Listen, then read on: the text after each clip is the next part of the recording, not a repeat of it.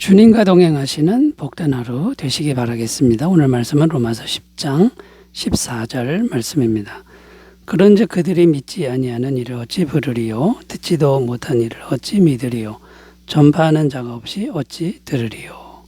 아멘. 오늘 말씀의 내용은 어떻게 해서 사람이 구원을 받게 되는지 그 과정에 대한 설명이 담겨 있는 말씀입니다. 자, 첫째는 누군가가 복음을 전해 주었다는 것이고요. 둘째는 그 복음을 들었다는 겁니다. 그리고 셋째는 들은 그 복음을 믿었다는 것입니다. 그래서 예수님을 믿게 되었는데 예수님을 믿어서 영원한 죄사함을 받고 하나님의 자녀가 되었다는 것입니다. 자, 그런데 만약 누군가가 복음을 전하지 않았다면 어떻게 될까요? 그러면 아무도 복음을 들을 수가 없게 되는 것이고, 복음을 들을 수 없으니까 아무도 믿는 일은 없을 것이라는 말씀입니다. 이런 의미에서 성도가 항상 힘써야 하는 일은 늘 복음을 전하는 일에 힘써야 한다는 것인데요. 자, 성도는 왜 복음 전파에 힘써야 하는지 좀 더 깊이 생각하면서 말씀의 은혜를 나누겠습니다. 성도가 복음 전파에 힘써야 하는 이유 첫 번째는요. 성도는 구원의 은혜에 대해서 빚진 자이기 때문이다. 빚진 자이기 때문이다 라는 겁니다.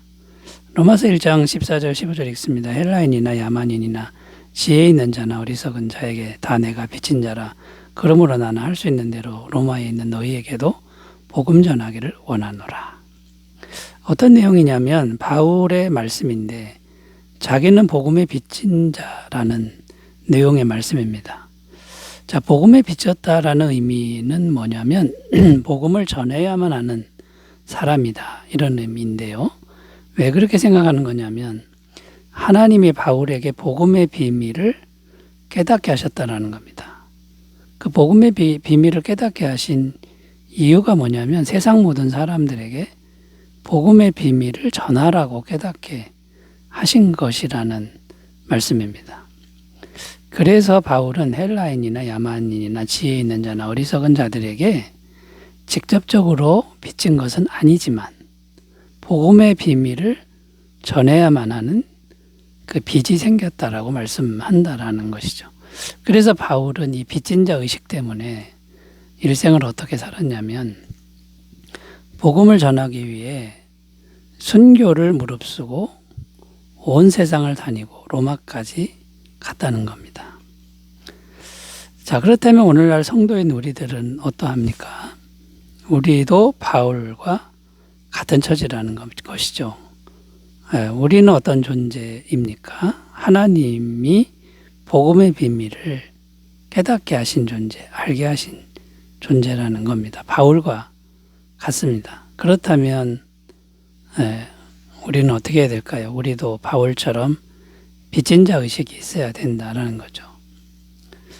우리가 이 복음의 비밀을 깨닫게 된 거, 알게 된 거는 세상 사람들에게 이걸 전하라는 하나님의 그런 부르심이고 명령이라는 것이죠.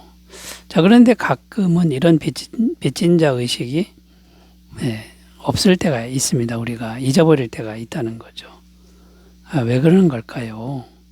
복음을 통한 구원의 은혜가 얼마나 부요한 것인지를 망각할 때, 그리고 제대로 모를 때 그럴 수 있다라는 것이죠. 그러므로 자, 복음 전파에 대해서 빚진 자 의식이 있으려면, 그 의식을 가지려면 어떻게 해야 되냐면 우리의 구원이 얼마나 귀중한 것인지 이거를 생각해야 된다. 그러면 복음의 빚진 자 의식이 생긴다라는 거고 유지된다라는 것이죠. 자, 구원의 은혜가 이 복음의 은혜, 복음을 깨닫는 은혜가 얼마나 귀한 것인가요?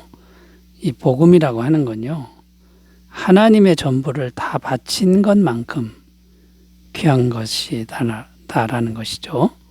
요한복음 3장 16절 하나님이 세상을 이처럼 사랑하사 독생자를 주셨으니 이는 그를 믿는 자마다 멸망하지 않고 영생을 얻게 하려 하심이라. 하나님의 전부를 다해서 이루어 놓으신 것이 이 복음이고, 이 복음의 비밀을 우리가 깨달은 겁니다. 하나님의 전부를 걸 만큼 귀한 것이 복음이다. 그러면 이 귀한 거를 우리만 알고 있으면 안 되죠. 세상 사람들에게 어떻게든 전해야 된다. 이런 마음이 생긴다라는 겁니다. 또 이 복음이 얼마나 귀한 거냐면, 나에게 복음을 전해준 사람들, 수많은 사람들, 그 수많은 기도와 또 수많은 순종의 결실 때문에 내가 구원받은 겁니다. 어느 날 갑자기 된 게 아니라 굉장히 많은 사람들의 순종, 기도, 그것 때문에 내가 구원받았다 그러면 이 복음이 정말 귀한 것이다 라는 겁니다. 하나님이 창세전에 나의 구원을 예정하셨지만 역사 속에서 엄청나게 많은 만남과 사건을 겪게 하셨다.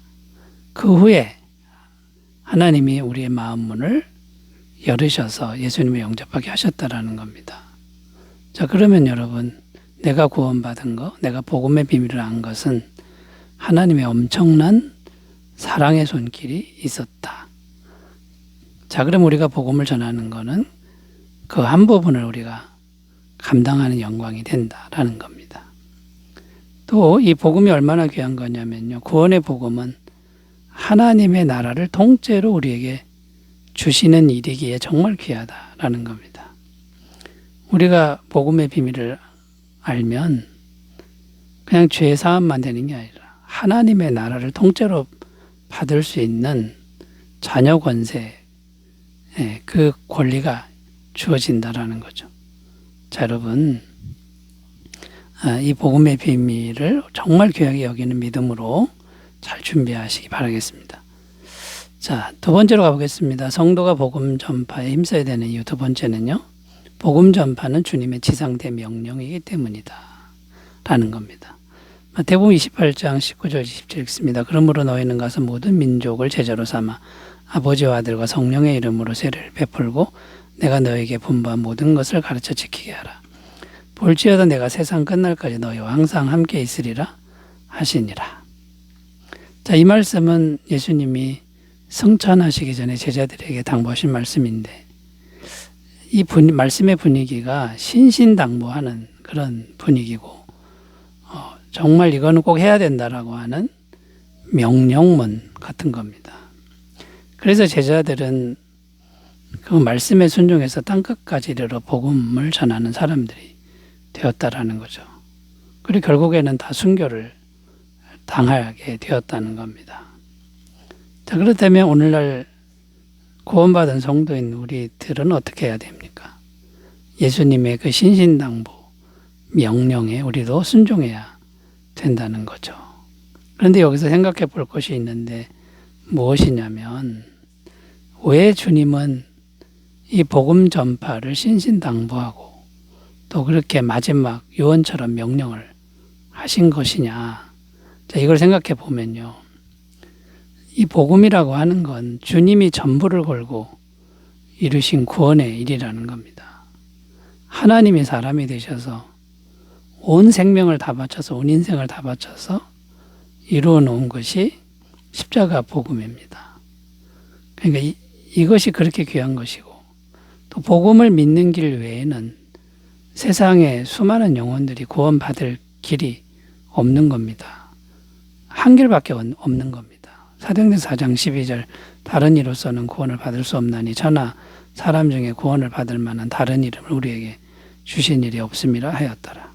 자, 여러분, 주님의 안타까운 마음을 잘 받아서 복음 전파 힘쓰시기 바라겠습니다. 세 번째로 가보겠습니다. 왜 우리는 복음 전파에 힘써야 할까요? 세 번째는 복음 전파는 성도 안에 계신 성령님의 소원이기 때문이다 라는 겁니다. 사도행전 1장 8절 읽습니다. 오직 성령이 너희에게 마시면 너희가 권능을 받고 예루살렘과 온 유대와 사마리아와 땅끝까지 이르러 내 증인이 되리라 하시니라. 자, 우리 안에 성령님이 임하시면 우리는 복음 전파자가 된다는 내용입니다. 그런데 땅끝까지 이르는 복음 전파자가 된다는 말씀인데요. 왜 그렇게 되냐면 성령님이 우리 속에서 계속 역사하시기 때문이라는 겁니다. 그러니까 우리 안에 계신 성령님이 계속 활동하시는데 성령님의 소원이 복음이 전파되는 것이다. 왜 성령님의 소원이 복음 전파가 되는 겁니까? 성령님이 바로 예수님의 영과 같은 분이기 때문인 것이죠.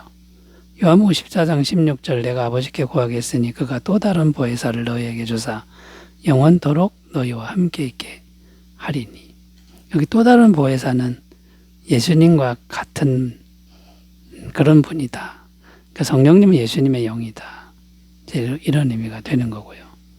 그래서 성령님이 열심히 하시는 일은 예수님을 믿게 하는 일인 겁니다. 고린도전서 12장 3절 그러므로 내가 너에게 알리노니 하나님의 영으로 말하는 자는 누구든지 예수를 저주할 자라 하지 아니하고 또 성령으로 아니하고는 누구든지 예수를 주시라 할 수 없느니라. 자, 그러면 여러분 어떻게 행동해야 됩니까? 항상 성령님께 순종하고 성령 충만을 구하는 그런 삶이 우리에게 필요하겠죠. 초대교회는 항상 기도에 힘쓰므로 성령 충만을 항상 이루는 교회였다는 것을 꼭 우리가 기억하고요.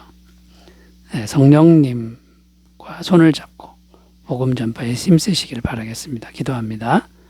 하나님 아버지, 구원받은 우리의 사명이 복음 전파인데 항상 힘쓰는 삶이 되도록 인도해 주옵소서. 예수님의 이름으로 기도드립니다. 아멘. 기쁨 충만하시기 바라겠습니다. 감사합니다.